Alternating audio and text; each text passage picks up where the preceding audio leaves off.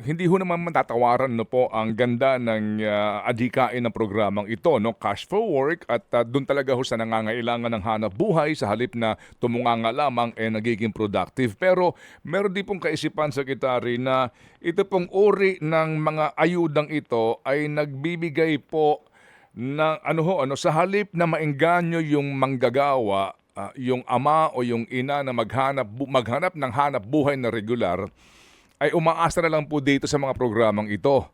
Ang iba nga po kapag tinatanong mo anong trabaho mo, tupad, na para bagang regular na nilang trabaho yon. Kasi kung puro ayuda, hindi ho ba mendicancy culture na po ito? Itong nangyayaring ito, ano pong tugon niyo po doon, Secretary? Aasa ako sa tupad dahil nga pwede ako makahingi once a year eh. Dito po sa AIX, hingi ako sa AIX, hingi ako sa AKAP, pabanjing-banjing na lang ako, hindi na ako maghahanap ng regular kong trabaho.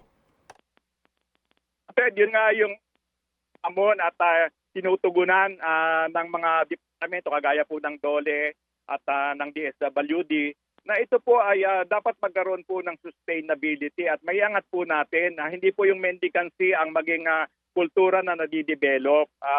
Yan po ay napansin din ng ating Pangulong Bongbong Marcos Jr. na sana ito ay parang scaffoldings lamang. Tinutulungan natin sila. Kaya nga po sa programa pong tupad, meron po kami sa bahagi ng orientasyon ng mga posibleng maging benepisyaryo.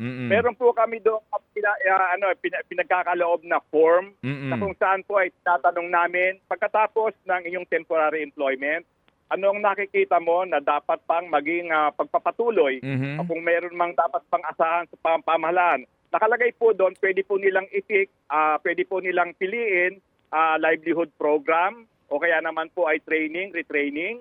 Nang sa ganun, maihanda po namin sila sa mas permanenteng trabaho. Hindi po yung aasa lamang na yung merong ganito. Kaya, Ted, ano naman yan, sa realidad, meron talagang ganyang klaseng mga kaisipan eh. Kaya medyo, tabanggit ko nga kanina, hamon at pagsubok sa amin yan. Kasi gusto naming ikintal sa kanilang isipan na medyo na po tayo, dapat tumutulong man ng pamahalaan. Hindi po ito yung halos araw na habang panahon kayo yung maasa. Inaayos po yung ating database, no?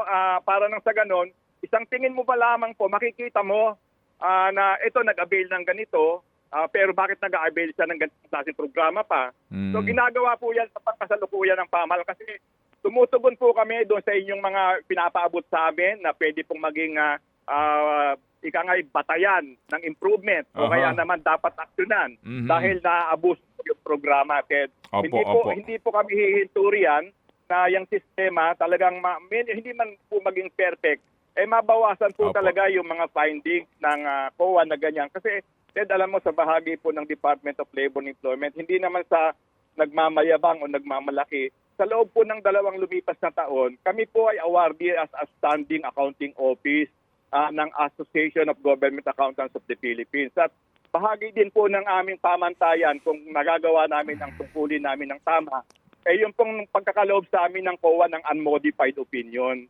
Yun po ay 2 sunod na taon na naipagkaloob sa amin. At gusto namin po na tuloy-tuloy namin magawa yun. At mangyayari lang po yan kung maayos po namin ang implementasyon ng mga programa.